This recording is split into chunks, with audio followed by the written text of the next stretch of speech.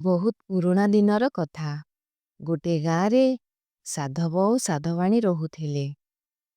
ସାଧବାଣୀର ପିଲା ହେବାର ଥିଲା, ତେଣୁ ଦୁହେଁ ବହୁତ ଖୁସିରେ ଥିଲେ।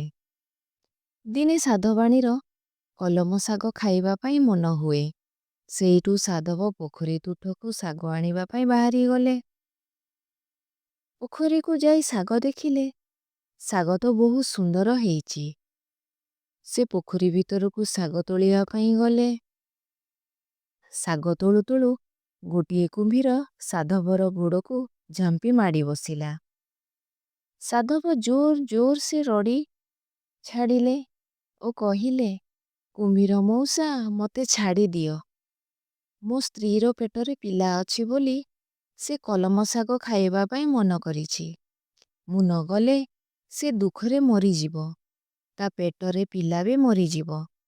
ମୋତେ ମାରିକି ତୁମେ ଆଉ 2 ଜଣଙ୍କୁ ମାରିବ।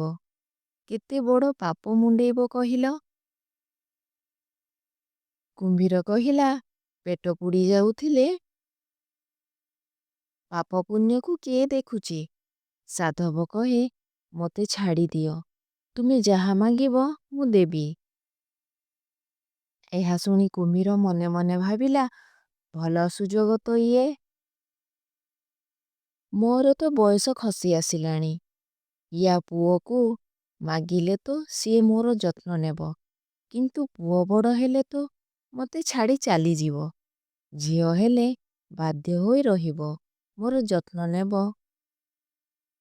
କୁମ୍ଭୀର କହିଲା, ତୋର ଝିଅ ହେଲେ ମୋତେ ଦେବୁ। ସାଧବ କହେ, କୁନି ପିଲା ନେଇ ତୁମେ କ'ଣ କରିବ? ଯେତେବେଳେ ଝିଅ 14 ବରଷର ହେବ, ଆଣିକି ତୁମକୁ ଦେବି। କୁମ୍ଭୀର କହେ, ସତ କହୁଛ ତ? ସାଧବ କହେ, ମୁଁ ତ୍ରିବାର ସତ୍ୟ କରୁଛି। ସେଠାରୁ କୁମ୍ଭୀର ସାଧବକୁ ଛାଡ଼ିଦେଲା।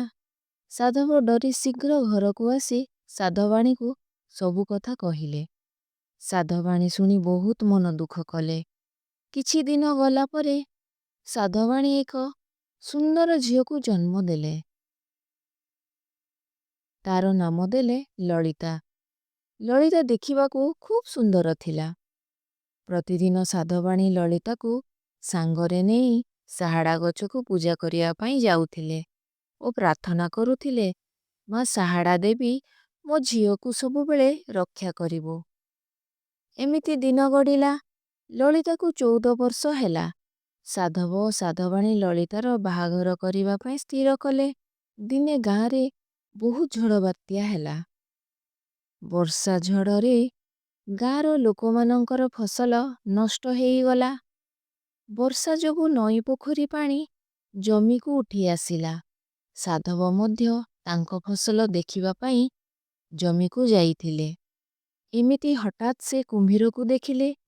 କୁମ୍ଭୀର ସାଧବକୁ କହିଲା, କିରେ ମିଛୁଆ, କଥା ଦେଇଥିଲୁ ପରା, ଶୁଣିଲି ତୋର ଝିଅ ହେଇଛି। କୁମ୍ଭୀର ମଉସା, ଏତେ ଛୋଟ ଝିଅକୁ କେମିତି ଦେବି? କୁମ୍ଭୀର କହିଲା, ମୁଁ ସେ ସବୁ ଶୁଣିବିନି। ତୁ ଯଦି ଝିଅକୁ ନ ଦେବୁ, ତୋର ସଂସାରକୁ ଖାଇବି। ତୁ କାଲି ପୋଖରୀକୁ ତୋ ଝିଅକୁ ନେଇକି ଆସ। ମୁଁ ପଦ୍ମନାଡ଼ ତଳେ ଥିବି ଓ ତୋ ଝିଅକୁ ମୁଁ ନେଇଯିବି।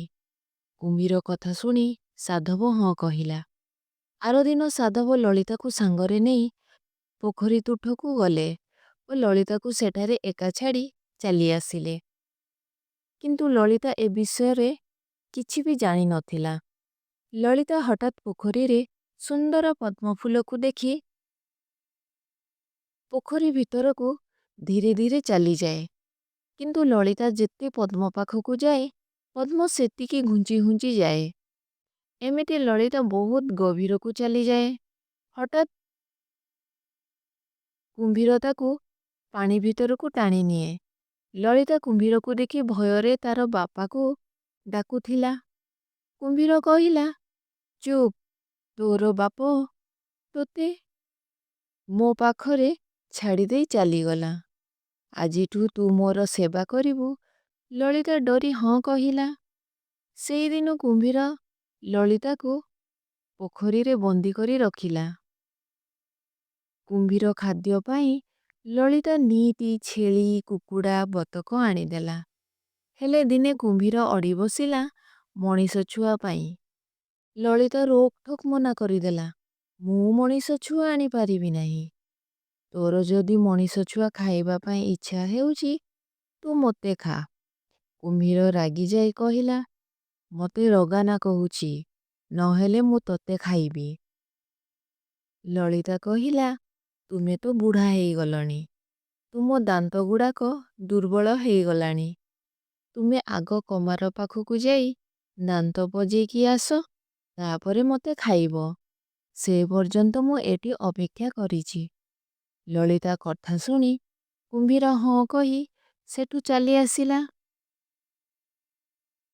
ତେଣେ ଲଳିତା ଚୁପଚାପ ଲୁଚି ସେଠୁ ଚାଲି ଆସିଲା। କୁମ୍ଭୀରଠୁ ସିନା ସେ ବଞ୍ଚିଗଲା, ହେଲେ ସେ ଯିବ କୁଆଡ଼େ? ଯେଉଁ ବାପା ମା ଦିନେ କୁମ୍ଭୀର ମୁହଁକୁ ତାକୁ ଠେଲି ଦେଇଥିଲେ, ସେ ସେଠାକୁ ଆଉ ଯିବାକୁ ଚାହୁଁନଥିଲା। ତେଣୁ ସେ ଜଙ୍ଗଲକୁ ଚାଲିଗଲା। କୁମ୍ଭୀର ହାବୁଡ଼ାରୁ ସିନା ରକ୍ଷା ପାଇଗଲା, ହେଲେ ଶେଷରେ ଦିନେ ବାଘ ହାବୁଡ଼ାରେ ପଡ଼ିଗଲା। ଲଳିତା ଦୌଡ଼ି ଦୌଡ଼ି ଯାଇ ଗୋଟେ ସାହାଡ଼ା ଗଛ ଭିତରେ ଲୁଚିଗଲା।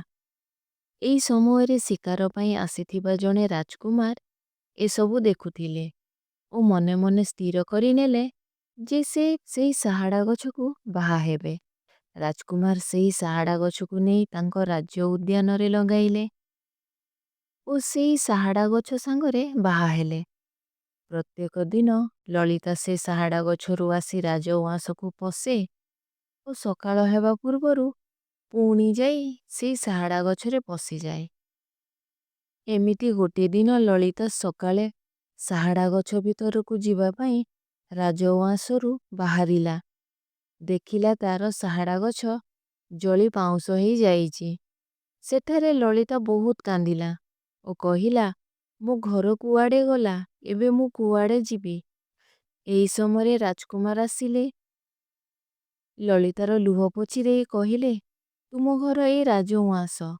ଏହା କହି ରାଜକୁମାର ଲଳିତାର ହାତ ଧରି ରାଜଉଆସକୁ ନେଇ ଆସନ୍ତି ଓ ସେଇ ଦିନଠୁ ସାଧବଜୟ ସେଇ ରାଜ୍ୟର ରାଣୀ ହେଲା।